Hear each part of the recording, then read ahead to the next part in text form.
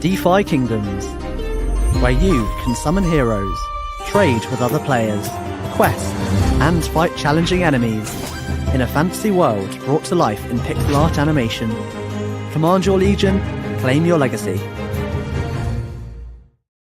Hello, everybody, and welcome to this week's AMA with DeFi Kingdoms. We are going to go ahead and get started. Actually, Eric is just coming in on point. We are going to have second best alpha drops today. I don't actually know if they're second best or what that means, but we're going with it. We are going to have a little bit of an alpha drop here in just a little bit. In the meantime, though, we are going to kick things off with some updates. So first things first, Winston, tell us who you're fighting today. Hey, Bolon, I'm good. Hope you're doing well too. You gotta work on that, man. It's fine. It's fine. I'm good though. Thank you for asking. Today I'm gonna be fighting Dragonfly Tails. We're gonna be doing a level 20 bout and a level 12 bout. Both of those are up, so you can get in there and vote on those. Make sure you vote. Don't want to miss out on that. It's like just free stuff and a good time. It makes the AMA a little more exciting. And yeah, I'm looking forward to fighting him. I think it's going to be a pretty good fight. I got the feeling this first level 20 game, he's going to try to use the old barrage, the double barrage. So we'll see if he gets it, or it's a gambling move, a big time gambling move. I'm excited to see how it goes. So thanks, Bolon. And I hope you're having a nice day there, Bolon. Thank you, Winston. I am having a nice day. I just don't want to give false impressions by, asking. Just kidding. False impressions by asking. What is that? Oh, so I could be like, man, I'm having a bad day. I'm not feeling it today. No, I just meant false impressions that I wanted to know the answer. I was just being mean. Sorry. I was just picking on you, and now I feel bad about it. But well, it went right over my head, dude. It bounced right off me, so don't even worry about it. Perfect.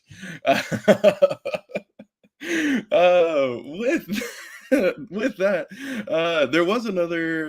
The last remaining mythic drop was found in patrols. Hubert, first and foremost, how are you doing? And second, anything that you would like to say about that mythic drop? Thank you, Bolon. I am doing well. Very well, thank you. So, let's see. Yes, did see that we finally got the final mythic drop. You can see it there, the Rags of the Nameless. It is a light armor that is kind of negative on healing, but very positive on doing magic damage. And one neat thing about this that we haven't done before is it actually also modifies the face of the hero, as you can see there.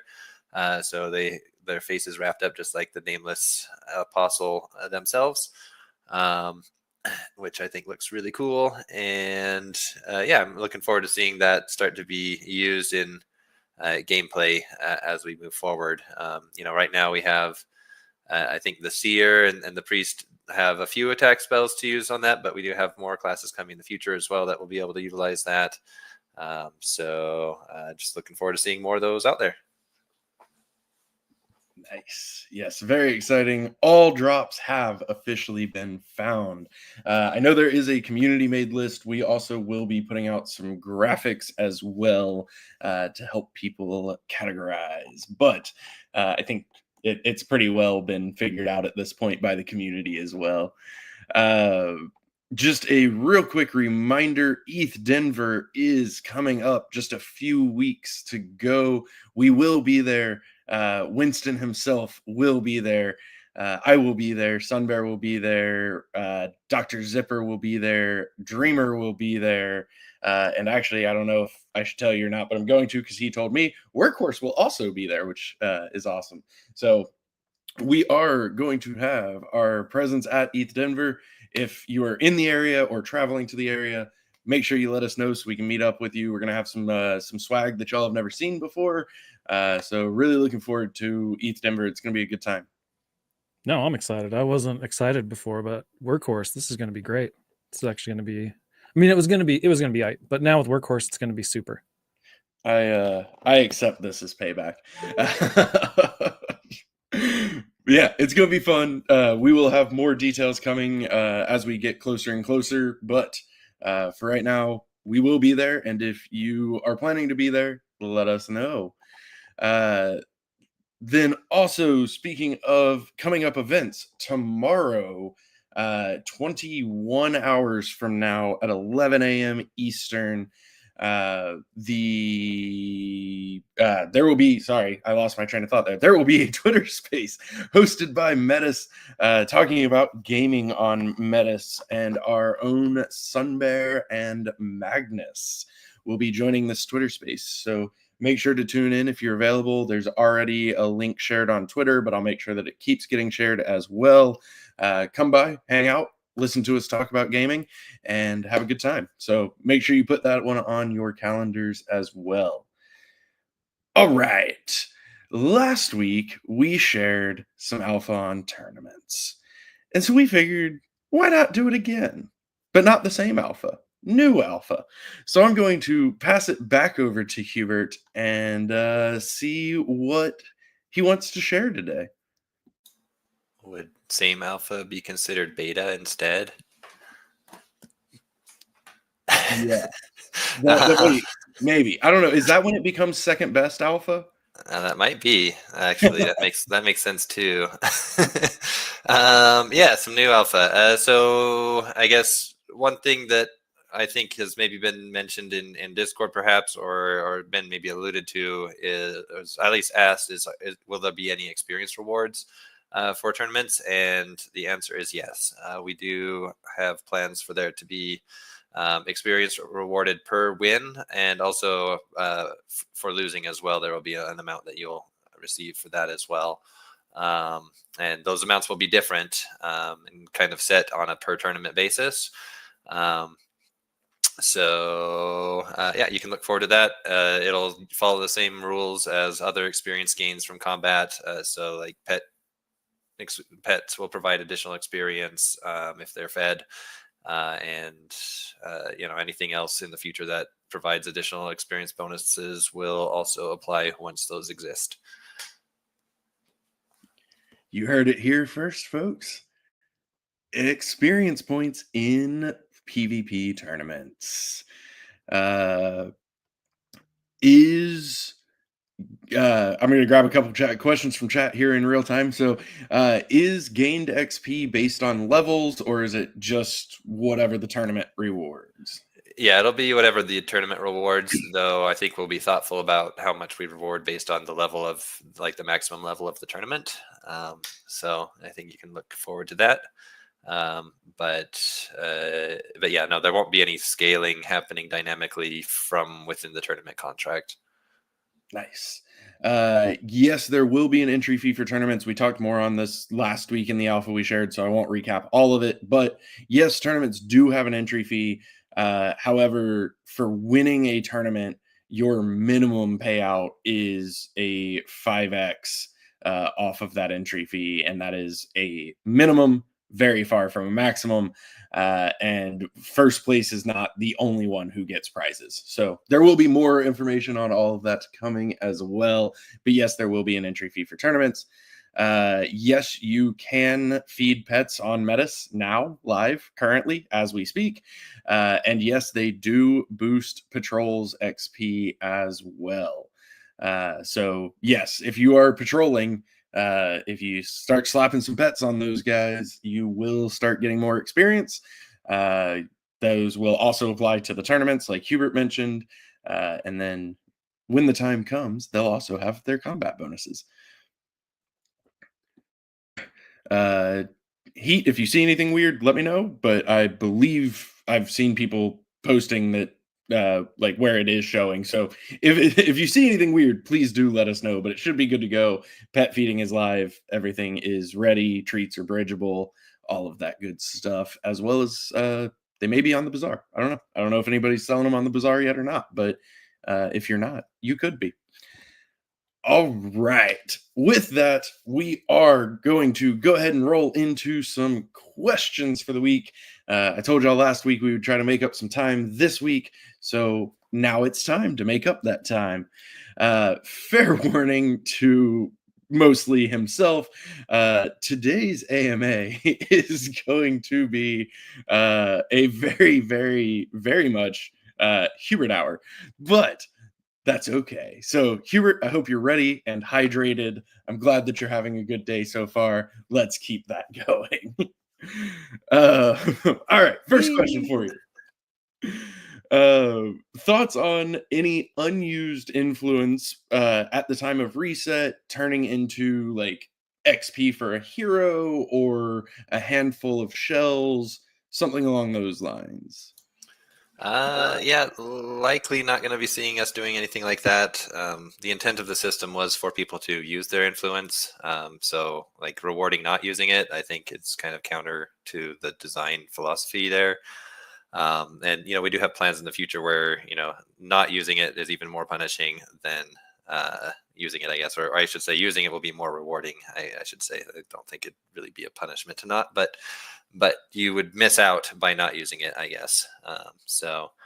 Yeah, we're going more in that direction. I don't see I think like I said, I think it'd be counter to the design that we're building to reward not using it. So Missing out on rewards is a form of punishment itself. Any thoughts on when we might expect some new hunt content, particularly around void shards? I will say that we have been discussing, void shard hunts in particular lately. I think the next hunt content we do likely will include the requirement of having void shards. As far as when specifically that will happen, that's hard for me to say right now. I do want it to happen. We also just have a lot of things we're working on right now, so it's just really hard to commit to anything at the moment. Awesome. Thank you, sir. Would it be possible to randomize the multiplier for Divine Essence hero burns instead of using the first in? And also, as you answer, if you wouldn't mind just giving a quick refresher on what they're referring to.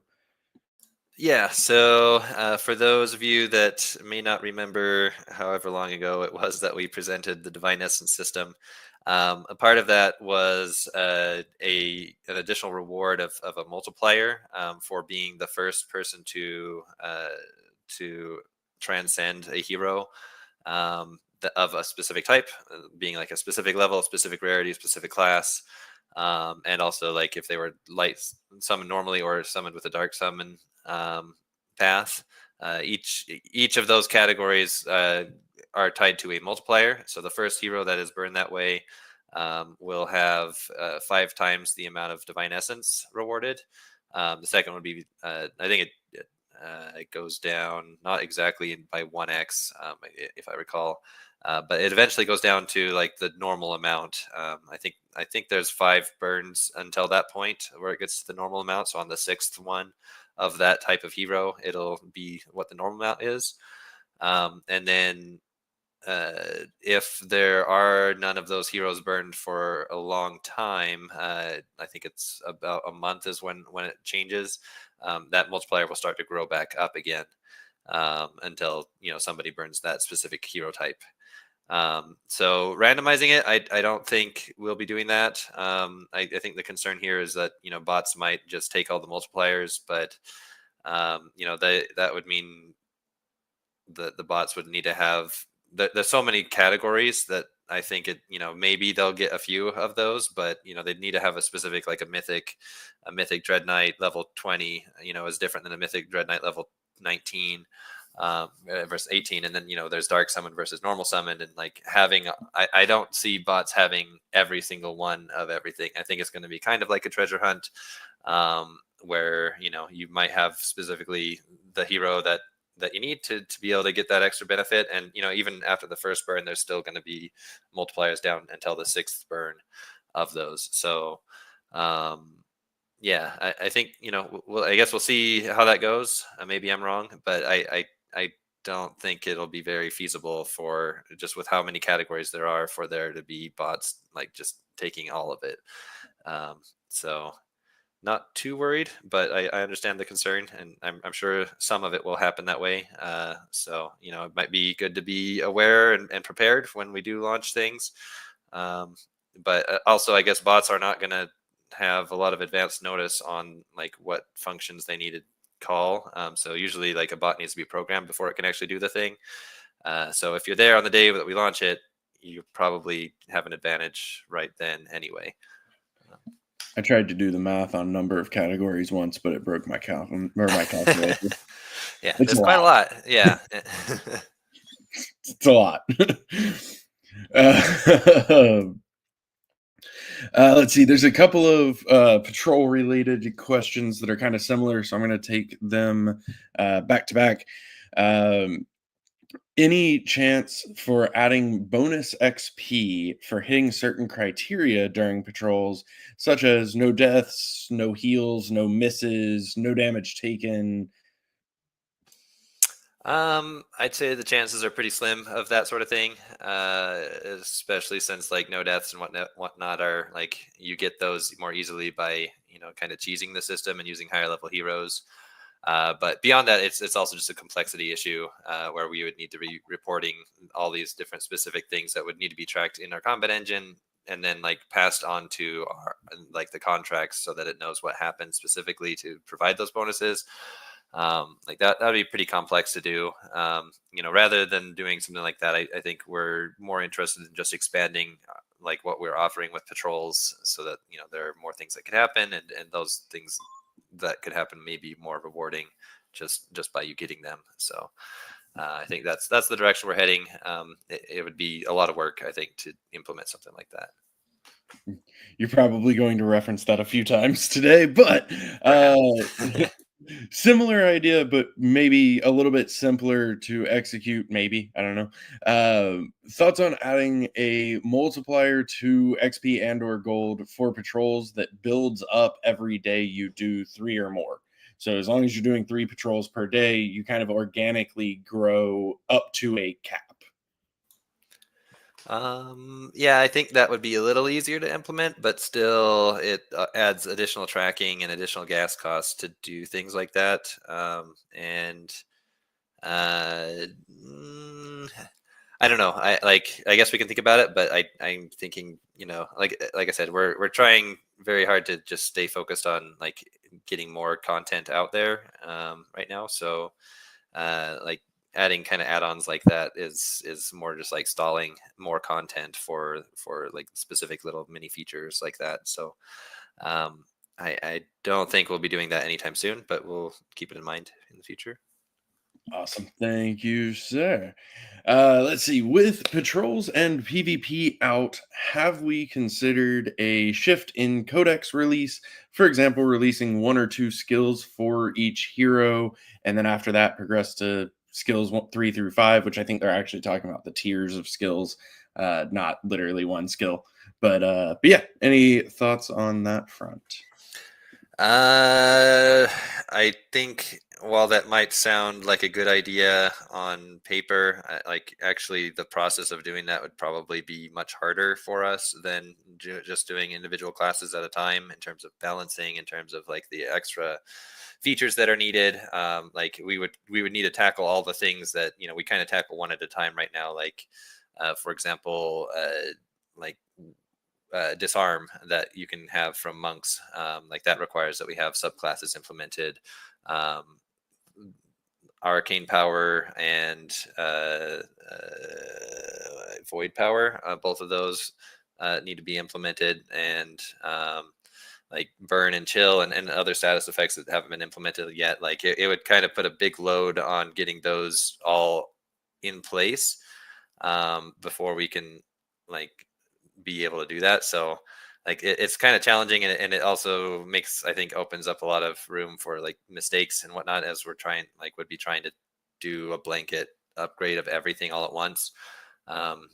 So as far as from a developer perspective, I don't see us like that would slow us down. And I think overall, like getting everything done, it would take longer to do it that way, I think. Plus also with our art team as well, I think it would slow them down too, where they are working on, each class has its own specific theme themes with its skills, like having an artist focus on maintaining those themes, I think allows for us to have higher quality content versus if like we're causing them to like switch context over and over and over and over again. So long, it's one of my very long no's. Thank you, sir. Any thoughts on having defending or blocking regen a small amount of health and or mana during battle? Yeah, I've talked about this in the past. I generally am not a fan of that idea. I think, if we're talking about PvP, that would just kind of extend fights out. It also just changes the whole balance of everything, where a lot of, like with Void Hunts in particular, it's kind of a battle of attrition, and you kind of have a time limit with your resources in terms of like, are you going to be able to win in time or not? So if we changed it to work like that, then we'd really have to rebalance everything around it working that way. And in general, I also want, that, the way we've built the system, because it's on the blockchain, because potions are a token that are burned in there, we want people using potions. And that sounds like a way to, detract from that desire and design goal. So no, I don't see that happening. Awesome. More combat questions. Is it intentional the way that it is currently set up with predictive animations in the combat engine? For example, being able to see that Mama Bach is going to body slam before she does. So I think this in particular applies to like channeling. Yep, that was completely intentional. I mean, even right now, if we look at the battle that's happening, it looks like that warrior in the front line is doing something, and maybe final blow. And the part of this whole thing was making a system where players can react to what's happening in the game, and you kind of need to know what's happening to be able to react to it. So very much intentional. I don't have any plans on changing that. Nice. All right, switching gears just a little bit, but what is, or do we have a plan to encourage people to transcend their heroes once Divine Essence is here? So there was that multiplier we just talked about, I think should be encouraging. And then just, all the things that you can gain from like the Divine Essence itself. I think, we designed it in a way that hopefully it would be a desirable resource, like being able to reroll level ups, being able to reset heroes, being able to upgrade, crystals and stones and runes, using those resources. And we have potential other things that we can do with Divine Essence as time goes on as well. And I think we're going to continue to look at that as something that we can do. I mean, it will be a new resource. It'll be a part of the game. It involves burning heroes. I think if there's value there, if the players value it, then people will do it. We've done our best to make sure that there's a lot of utility for those tokens. I think that's the most that we can do, and we can just continue to add utility to it. But it really is going to come down to the community's response to it and how they use it. A lot of options that you can do. Let's see. There it is. Sorry. Speaking of Divine Essence, actually, this one's kind of related. Any thoughts on how summons impact hero score and like remaining summons? Sorry, how remaining summons impact hero score, and should it impact it more?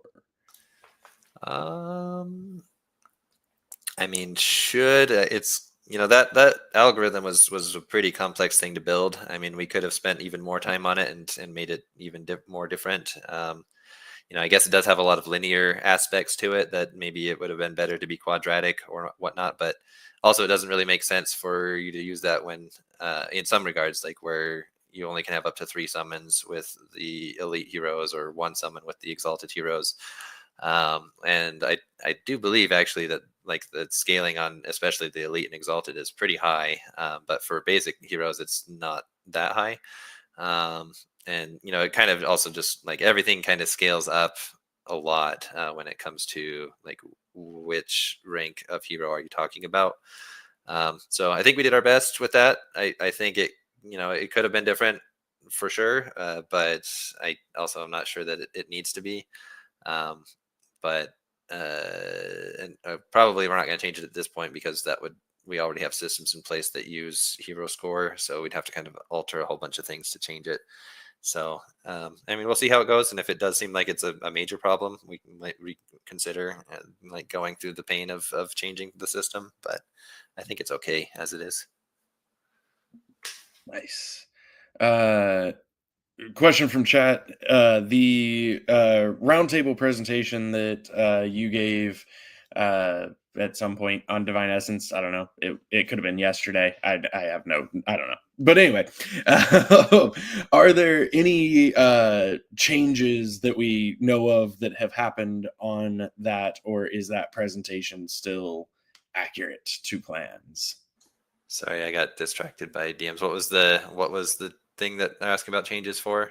The presentation that you gave on Divine Essence, do we know of anything that's changed, or do we expect that to still be largely accurate? It is mostly accurate, though there is one addition that I don't think we've said yet, and I guess we could now if we want to. Should I alpha police? I don't even know what it is. It's that, I guess I'll say it. Here's some more alpha for you guys. Let's go. Alpha drop number 2. That you have a choice to have your pets go with your heroes, and pets will provide additional divine essence and greater divine essence based on what they have in terms of rarity and bonuses. So it will also be a burn mechanic for pets as well, but they have to be equipped to a hero. They can't just do it only pets. I did know that. I forgot about that. But I think that was good alpha to share. I gotta get a soundboard so I can like have buzzers and stuff. I'm getting jealous of Sergeant, but there you go, some additional alpha. So overall, yes, still accurate, but also a new facet of it to be able to burn alpha. Or to burn pets. Sorry, not burn alpha. That one too. We burn alpha as well. I'm going to get my act back together here and ask you another question, Hubert. Have we considered making patrols drop rates decrease inversely to hero levels, so higher level heroes have lower drop rates in patrols? Yeah, we did consider that at when we were building it. Ultimately we decided that we wanted to just keep it mostly open. However, I do think the option is still there for us to limit access to branches based on level. So if there's kind of a branching path, you may just not see it very often if you're over leveled, but if you're at a more appropriate level, you'll see it much more frequently. So I think by doing that, by kind of level gating what you have access to, it's not going to stop you having access to what is there in patrols now, but as we expand the system, I think that you might see things like that. Nice. Patrols related follow-on question. Would we or have we considered adding a level 1 patrol below Night Raid that has, mostly level 1 enemies, if not exclusively, no surprise tougher mobs, just something to ease that transition in potentially? So we do already, with the first fight, have limits on what can show up. I don't know if anyone noticed, but you can't run into the corrupted citizen on the first fight, for example. We may adjust it a little bit more so that some of the harder groups are not likely to show up on the first fight, but making something that's specific for level 1 in particular, I'm not sure that we'll go that far. I recognize that you can run into a hard fight. I wonder if you're bringing in potions for those fights, because I think it was designed that they may still be necessary to have. And I think if somebody were to play and hopefully the first fight they'll be able to get through okay. But if they were to overexert themselves and lose, I don't know. I've played a lot of games. I know a lot of gamers, and usually the people that I have played with and that know don't like immediately quit playing a game if they lose once. So hopefully it should be more of an encouragement that you need to like understand the system more and know your limits a little bit better. And that's all part of, I think, playing a game like this. But we'll look at, and I guess I'll just say that I know that there's going to be a little bit more adjustment happening to that first fight at level 1, so that it'll be even less likely to run into a few of those more harder groups. But that's going to be a little while before that happens. Awesome. Thank you. The new Living Blade equipment got this individual thinking. It seems to have an okay attack range and a higher spell range than other melee weapons, and a large chunk of the attack multiplier is based on int. Can we give any insight as to how future classes like Dark Knight or Dread Knight might take advantage of this? Might they have some abilities that add multipliers from both of these together, or will it just be good for them because they have decent int growth? Good questions and good observation. So we do have a few classes out there that are kind of hybrid classes. There's right now with what's available in the combat system are classes that are either focused on melee damage or on magic damage. But the Dark Knight, for example, or the Spellbow, or Dread Knight, like those ones kind of have good growth in both categories. So in order to really make that work well, once we get to them, like we need to be considerate of like those different stats. I will say that the Living Blade was intentionally designed to be better for Dark Knights than for classes that have lower intelligence. And I think you'll see more of those happen in the future as we implement more classes and get closer to a complete game. Like we're going to need to do things for the Spellbow as well. So you'll see bows out there that are more geared towards a Spellbow and less geared towards an archer.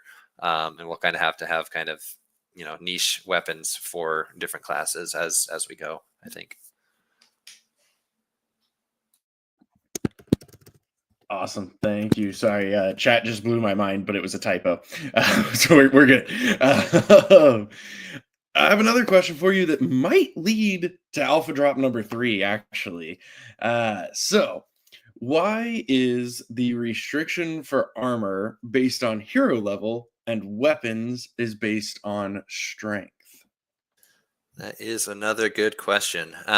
So I guess I have to do a little history lesson, going back to when we were first designing the combat engine in general. One goal that I had was to ensure that every stat mattered in some way, which in doing that, like for example, evasion is tied to agility, and like recovery is tied to, I believe, vitality, and like status effect resistance is tied to endurance, and like really we tied all these different things to something. But when it came to strength, we couldn't come to like a concrete decision on something that would be like a dynamic stat equivalent. And so at the time we thought that strength could be like the requirement for equipping things. And we initially started out with that being for all things, for accessories and armor and weapons. But it kind of became obvious as we were designing accessories in particular that like it didn't really make sense to use strength for that, because it was always going to give a disadvantage to mages, always give an advantage to melee classes. And that same kind of thinking started to like bleed into armor as well. But we thought with weapons we could still do it. So we did that. However, I will say that having seen that in the wild and seeing how people are, utilizing that system, I'm not sure I'm quite satisfied with that design decision. We actually have been kind of talking about this, and we'll see what happens. But it has been a topic that we've been discussing, there's a few things like with when you're designing a game, you kind of have to make a decision and run with it. And you don't quite know everything that's going to happen at that moment. We do our best to try to project into the future, but we're not always we're not all seeing. So this is one where it's like, I think we could have done better. But yeah. Nice. You heard it here first. Strength requirements may change. So we shall see. Awesome. I am going to give you a little intermission here for actually just a moment, because actually, never mind. Scratch that. I'm going to change the order. We're going to knock out 2 more for you, and then I'll give you a real intermission. Thoughts on why we are working on features like Divine Essence and Pet Combat bonuses in the words of the question, rather than hero codices.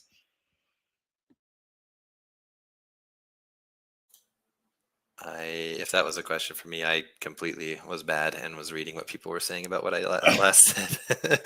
No, it was. I faked you out. I'm gonna throw 2 more to you, and then we'll give you a break. Oh, okay. Thoughts on why we are working on things such as Divine Essence and Pet Combat bonuses in the words of the question, rather than hero codices. Well, I'll just say that we're doing both. We have people that specialize in specific things. For example, Fox was doing all the work on Divine Essence as far as on the contract implementation of that. Fox is generally not involved in doing hero class codices implementation. That's more of a combat engine beetle dude thing. So I think we're trying to address as many things as we can in parallel. And progress the whole game forward as we go. So doing Divine Essence does not impact our roadmap for class codices. I'll just say that. It is also I think I could say that while the person asking this question might have that concern, I think there's people on the other side who care less about class codices and want us to do more things with tokenomics or with Divine Essence or Hero Burn. I think there's people in our community that want specific things, and not everybody is aligned. So more hero burn has been something that has been requested a lot in the past.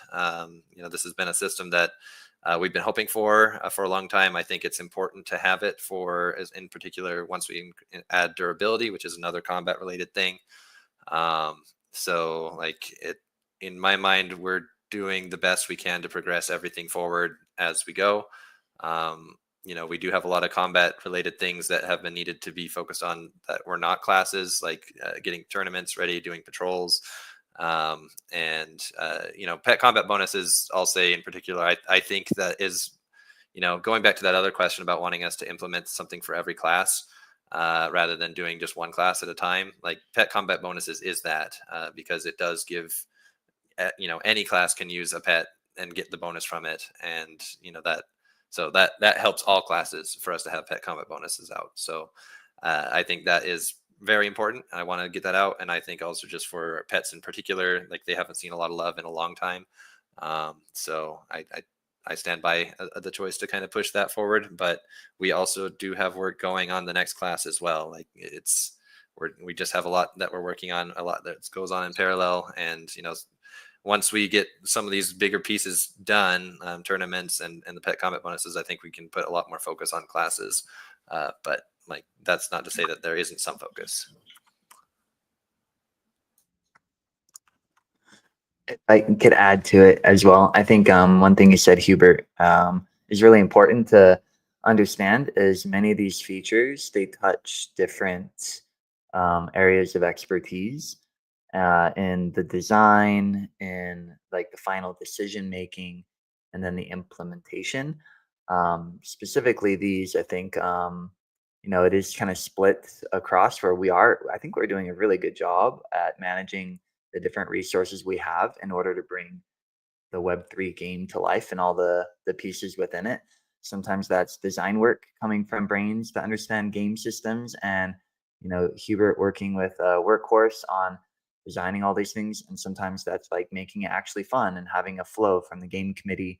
Sometimes that's how does it fit into the tokenomics, and then how does it connect to the blockchain, and then how do we code that efficiently without making it wildly expensive with gas, and then how does that tie into everything else. So from a flow perspective, there's a lot of stages to these major features. New hero codices, if we think about competitive landscape, once we have tournaments out and like a foundation for a lot of these systems, which we're like on the verge of, very, very, very close to, it's actually a bit of a silver lining that there aren't too many hero codices out prior to that, because even though it wasn't by design, as I look at this, every time a new class gets an update with abilities and levels of their codex going live, it's going to change the competitive alpha. That's what all other competitive games thrive on, is you know, the meta changing. Sorry, not alpha. The competitive meta changing and adjusting to it, and who can do it in the best way. And we have a ton of content to release that will impact that competitive meta, and then feeding into a lot of PvE features with not only patrols but hunts as well.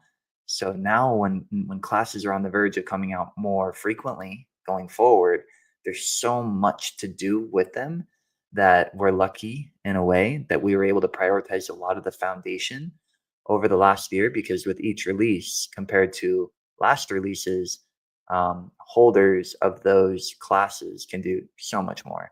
So this is a brick by brick build, and some of those bricks had to be put towards the foundation so we can build some pretty awesome rooms and towers, and that's what we're looking forward to this year and in the coming the foreseeable future as we get some of these foundational features live. And Dreamer, how are you doing today? I'm too mad that you didn't ask me that at the beginning, so I'm not going to. This is my first opportunity. I've been here for 44 minutes. I'm doing great. All right, Hubert, last question for you, and it is, I think, a softball one. Do any of the current enemies in patrols have multiple types of drops, or is it one drop per enemy? Yes. So I mean, it's not equipment, but the ones that do not drop equipment have two different things that they can drop.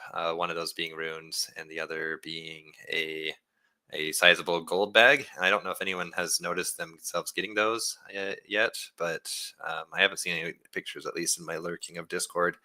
But those they should be dropping, I think, more frequently than the mythic ones.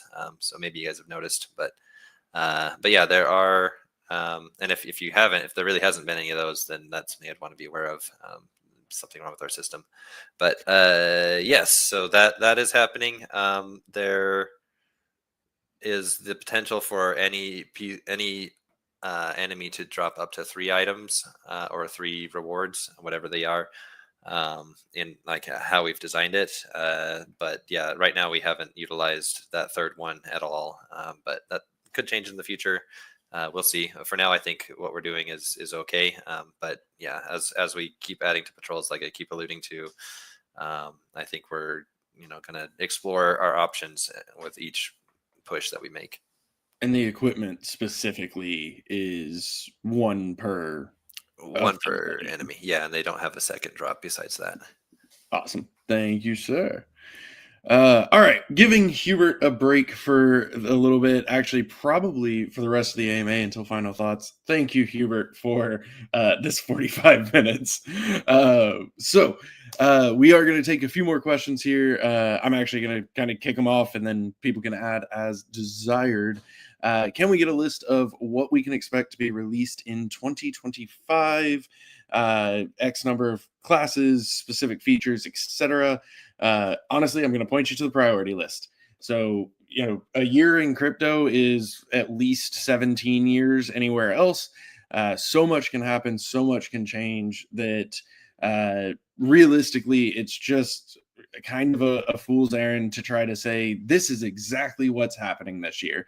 So we have our long-term roadmap, which covers, a long list of everything that we are looking to do. Actually, not everything, but the major features of what we are looking to do. And then we have our priority list to really highlight what we are working on right now. So that is by far the best tool to keep an eye on that priority list. As we knock items off of it, we will put out a new one with the new updates on it.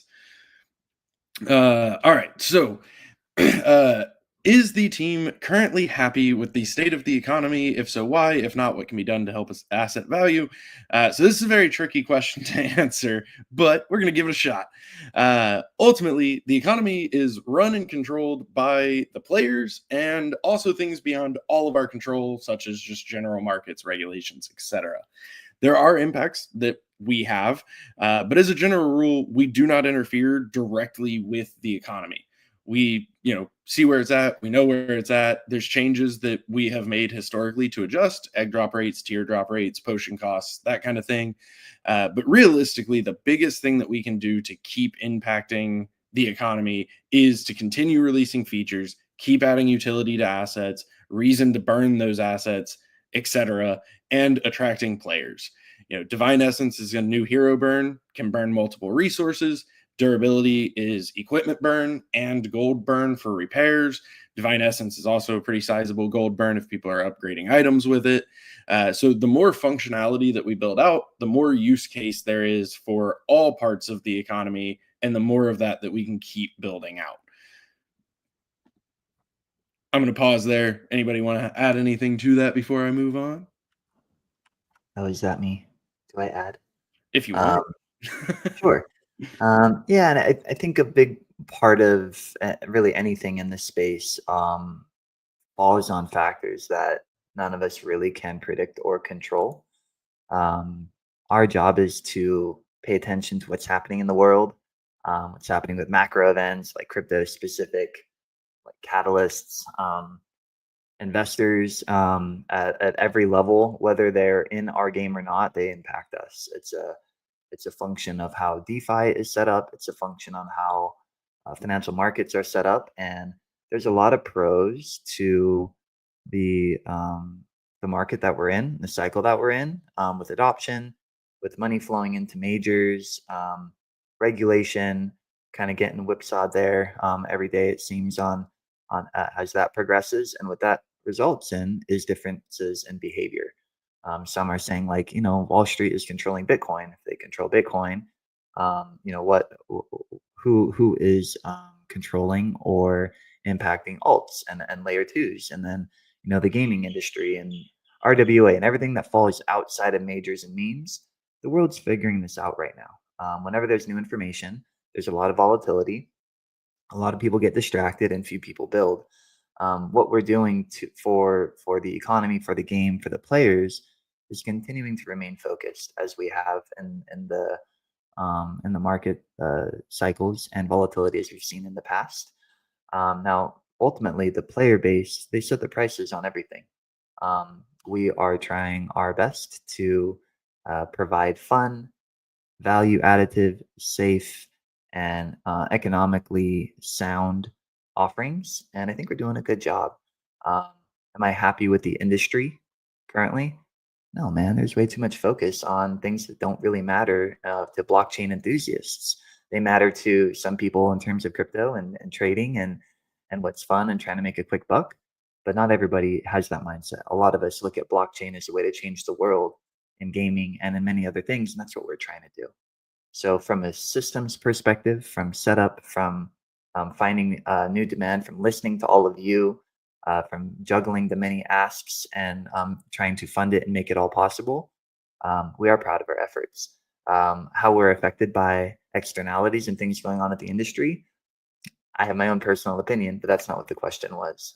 So we'll continue to do our best to look for solutions where we need it, to look for either more syncs or more utility or more fun or easier entry, lower barriers to entry, better partners, just as we have been.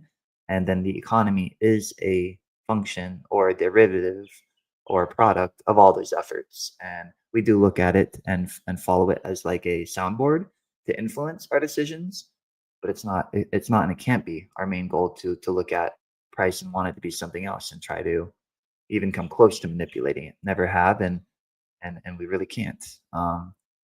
But as we look at it as a soundboard, it influences and we grow just like we have every step of the way. So hopefully that answers the question in a little bit different way, Bolan. For sure. Appreciate that. This next one's also an interesting one, but we're going to give it a shot as well. Please explain the purpose as to why Serendale exists and how it benefits the game / development. I'll kick it off as well. Serendale today isn't what we want it to be. It's fair to say that for sure. The move of Serendale to, at the time, Klaytn was exactly what we needed at a very bleak time due to the chain which shall not be named. We do want Serendale to succeed, and we'll find ways to make that happen. We're still hopeful that after the merger, Line may present some new and interesting and unique opportunities by us being on Kaya. But yes, we're always evaluating, we're always weighing options. Serendale is not contractually tied to Kaya currently, but the kind of inverse of this question, shutting down Serendale doesn't benefit gamer development either, and it just cuts off a potential path forward. So I guess kind of taking it from both sides of, like, yes, it is in existence, but also if it weren't in existence, it would not be beneficial either, and in some ways would be a detriment. Anybody want to add on to that one? Yeah, I'll probably add on all your questions or all your comments. I don't know. Again, my personal opinion would be maybe different if I'd share like decisions made with the folks over there at previously known as Klaytn, currently Kaya. We are rooting for them. They do have a lot of potential with this partnership with Line. Unclear how it'll shake out. We have kind of accepted that although we make good partnerships and people have good ideas, their ability to execute on them and their followers' ability to follow through with those plans, you never know. You never know in this space. It's still in many ways wild, wild west, and we are prepared to look after Serendale and everything that's over there in the mid and long term focus. I do feel like they've had a lot of time to work on things around bridge hack, around their merger of chain, around their adjustment with South Korean regulation, around their ownership of previously owned entity shifting their focus a bit. We have been patient. We've worked with them. They have been communicative, but in general, we want more from our chain partners that are supporting our major realms, and we shall see where that goes for Serendale. But there's still a lot of summoning happening over there. We have recently updated bridges to support people. It is beautiful art. There's a lot of land there. We have land utility in the future of our build. And it was what many people resonate with their first landing zone and their journey on DeFi Kingdoms. We love that art. We love the realm, and there's a lot of potential there. And long term, it will be supported by us, and we will find solutions for the technology to support it as well, whatever that might be. But in the short term, we got other things to focus on, and we are giving some folks some time. But in the mid and long term, we're not just going to let that thing go. There are many other solutions for Serendale, and the most primary one is a huge access to user base through a partnership that they are setting up and linking different ways to expose people to the game. That's what we're hoping for. That's what we've been told. And if we adjust and find other opportunities, we shall report back to the group. Awesome. Thank you, Dreamer. We're probably going to go a couple minutes over, but that's okay. There's one last question I just want to snag real quick before we go into wrap up. What are plans to shore up Jewel utility / reputation? Again, I'm going to kick it off, and then I imagine Dreamer will add as well. So we don't talk about price. We're not going to talk about price. However, what we can and will say is the entire market has seen some drastic changes, in particular of late. Certainly not unique to Jewel. In terms of utility, there's already a lot of utility for Jewel for those playing DFK. The goal is to get more people playing DFK. The more people playing, the more utility Jewel has. In terms of reputation, we've done a lot of work on that, especially in this last year. We've really turned up being in the public eye again, showing off the game itself as we continue to release more and more pieces of it, making relationships and connections, and just continuing to build the reputation of DeFi Kingdoms. So the main thing that we can do there is keep building, keep delivering, keep making new connections, and showing that we're not going anywhere, that we're here to stay. And that's really the biggest factor to improving all facets. Dreamer?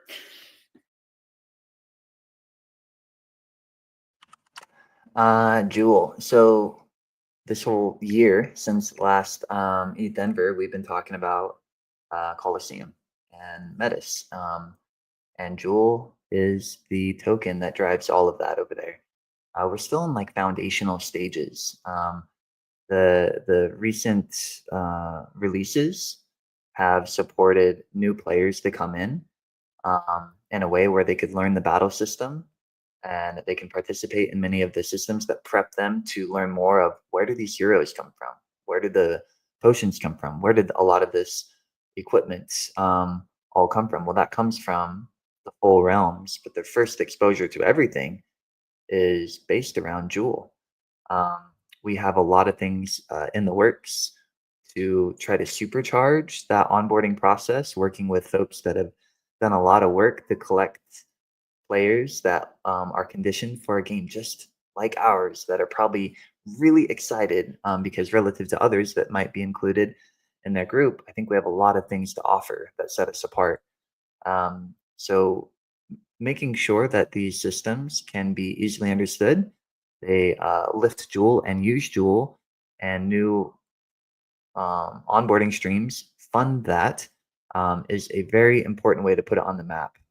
The other piece is, if we do competitive gameplay correctly, and tournaments are fun and fun to watch and spectate on, in terms of exposure, we bring in folks to cover these tournaments as we find success in them and get additional amplification. All of that will point more people to look at utility of Jewel.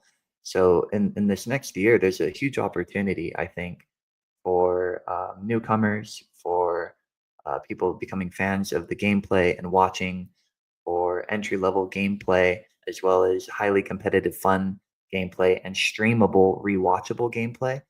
All that's really around Jewel, but it also is supporting everything else, because it's kind of that gateway token, to that gateway feature, the gateway part of the game. I'm trying not to say the D word, to bring people into Sarandel and Crystal Vale, for everything else within the game, to convert people to also look at the economy itself, and to summon heroes and the dark summon heroes, and to do many other parts of the game.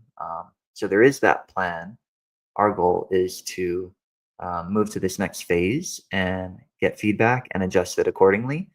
But that is a pretty sound opportunity in terms of numbers, eyes on it, shareability, rewatchability, and returnability, all coming back to those holding and using Jewel and all the features that is in the very feature-rich offering on Metis with our Coliseum. Awesome. Thank you, Dreamer. With that, we are going to jump into our wrap up for the day. We do have the undisputed victor of the day, Dragonfly Tales, with us as well. So we will go to him for any closing comments and to sign us off. Real quick prior to that, as always, thank you everyone who has tuned in live. Thank you to everybody who will listen to this recording later or read the transcript that Winston so graciously provides for us. Really appreciate all of you. Thank you to everybody who has submitted questions for us to answer. Please keep submitting questions at talk.defykingdoms.com or the AMA questions channel in Discord. Really just appreciate you guys. Thank you also everybody up here on stage who has taken their time to be here to answer all of these questions, and Dragonfly Tales, who took his time to crush Winston twice today. With that, I'm actually going to pass it over to Winston, who has an announcement to share also. Weak, dude. Come on. I got an announcement to share, and that's how you're introducing me? Sorry, how are you doing today? Not great, Bolon. Not great. Real quick, yeah, an announcement. So I'm trying to incentivize these AMA bouts a little bit more, so we're gonna start giving away Jewel, hopefully every week or every other week, give or take a little bit, to one of the sponsors of the bout. So what the plan is, I'm going to I lost my place here. Basically, each week we'll have a chance to win 100 Jewel, and the way we're going to do that is we're going to take the sponsors and put them in a list. If you sponsor both Jewel and Metis, that's 2 chances. And then I'm going to roll a 1 in 10 dice to see if we're going to pick a winner. If we catch the lucky 1 out of 10, we'll pick a winner right there. If we don't, everyone who sponsored that week, all of those sponsors roll over to the next week, and we do it again. Also weekly, I'm going to be, giving away like 25 Jewel or maybe like a Gore Blade or something to the sponsors of just that week. So every week you should be able to have a chance at winning something. And then if we go, what did I pick? If we go 3 in a row where nobody wins the 100 Jewel, we're going to double it. So it'll be 200 Jewel, and we'll just do that every 3 times. And when somebody wins it, we'll just wipe the slate clean and we'll start over. So I'm going to have Bolon add a channel to the Discord community, and I will put everything I just said written down in there. And I'll also post lists and track, you'll be able to see how many you have. So it's going to be pretty fun. Hopefully these bouts can get a little more exciting. And also, this is hopefully some inspo for other people that are hosting bouts. I know there's some Wednesday night reset type stuff, and just a little something for everybody to take advantage of. But yeah, thanks Bullon, thanks everybody, thanks Dragonfly Tales for whooping me today. That was if I could go back, I think I maybe could have I would have done things differently. Very good game, a very good game, Wisdom. I say thank you for the fun. Yeah, thank you very much. And let me pass it back over to Bolon. Yeah, thanks guys. Thank you. Awesome. Thank you, Winston. Let's go over to Fox. We haven't heard from him today. How are you doing? And any final thoughts you want to share? Yeah, this was one of the most relaxing AMAs I've done in a while because I didn't get asked a single thing. But I was just over here working on refactoring code. So it's great. I love that. And yeah, there was a lot of good questions brought. Thanks everyone for coming. Really, proud of the team and all the things we've been doing. It's been a pretty full year already, and we're just at the start of February. And we got a lot of really big things coming here in the next, few weeks. And I'm just really excited about all those things. So yeah, happy to be here. Happy to be building. Thank you, sir. Hubert, back to you. Any final thoughts? Man, there were so many questions for me today. Yeah, I just, as always, just very excited for what we have coming in the future. We have a lot that has been completed recently or is near completion. And so I think we have, a lot of exciting things coming in the near future, and I'm really looking forward to just seeing how that all plays out and how everyone here engages with it. I think it should be really fun. So just very B word for the future. And Dreamer.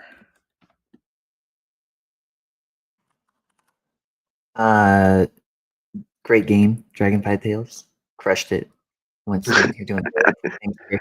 Thanks for letting us watch you each week. I think that if I was on here and having to win, lose, or draw constantly, it would mess with my psyche. But it's really fun that we're doing this. I think that as we're all talking and about AMA and the questions that we're getting, great entertainment. It's just good to see the game is real. It's fluid. It's fun. It's competitive. And that potential is insane. It's through the roof. I hope that we all remember that where we are, where we were 6 months ago, a year ago, 2 years ago, and what that potential infers and where we'll be in the next 6 months to a year. So thank you for the questions this week. Thank you, Hubert, for taking 45 minutes straight of a marathon, and Bolon doing such a good job preparing it. So great AMA, and I am very B-word as well. Dragonfly Tales, the floor is yours. Anything you want to say, anything you want to ask, and then give us a good sign off. I wanna say thank you all for inviting me. The bouts were very fun, and I'm really preparing these heroes since I don't know how many months or years. So I'm very happy now to use it in such a funny way. And I want to say I have fun even if I lose. Okay, I don't have fun not only when I win, but even when I lose, because the game is absolutely amazing. The game is amazing, and I really hope this year will be our year. I think that we have everything. We need more. There is a lot of things to still to do, but we have such a funny game, really.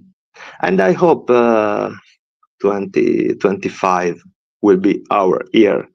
I hope that you agree with me.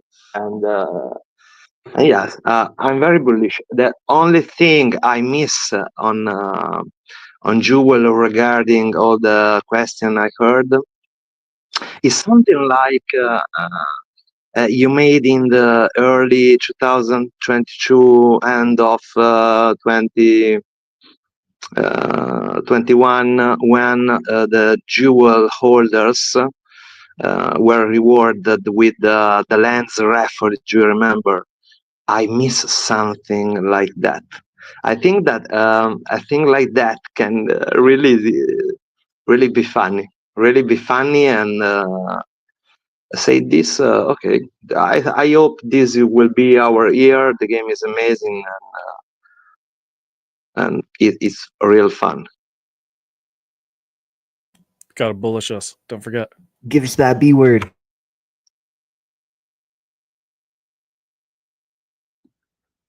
Where'd you go? Leaving us hanging, man. We want to hear a nice Dragonfly Tales bullish from you, and then we'll end the stream. Or Bolon can do it. You can tell him to do it too. You're the boss. You won today. Dragonfly Tales. Is Where'd Mike you go? Yes. Right? Oh, I said everything. I was waiting for your feedback. I think this will be. Do you hear me? Yeah. Yeah. I think this will be our year, and I think we are making everything we can make. We are making. So the game is fun. New classes are coming. I can wait for the tournaments and the greater divine essence, and there's a lot. I think this is the best moment to play DFK because now actually the gaming tokens are low. All the gaming industry have low price due to Ethereum and so on. So this is I feel this is for the new player one of the last chances to build a legion, a very strong legion, build an army, and have fun. So this is a good moment, and I hope this will be really our year, and because the game is always more and more fun. Really, that's all that I have to do. And the only thing I wait is something like I mentioned it before, like something like a rewards or raffle to the jewel holders. It will be very bullish because I remember when I began to play the DeFi Kingdoms in the end of 2021, and I remember the raffle of the lands was crazy. All the people talking about jewel, and I think something like that can give the sprint for this year, and when we'll go towards the final the tournaments, all the classes, the final game, when we go towards the final game, I think all the bullish things can help the ecosystem to grow. Give I us that agree. final word. Yeah, And we shout heard it you out. say it. You said it, everybody. I think we just got to go with it. Dragonback Tales, you're a legend. Thanks for that. We heard you say bullish so many times. I am bullish as well. Thank you, everybody. Let's sign off. Bullish. Bullish. Thank you. Bullish. See you next time. Bullish. Bullish. DeFi Kingdoms, where you can summon heroes, trade with other players, quest, and fight challenging enemies in a fantasy world brought to life in pixel art animation. Command your legion, claim your legacy.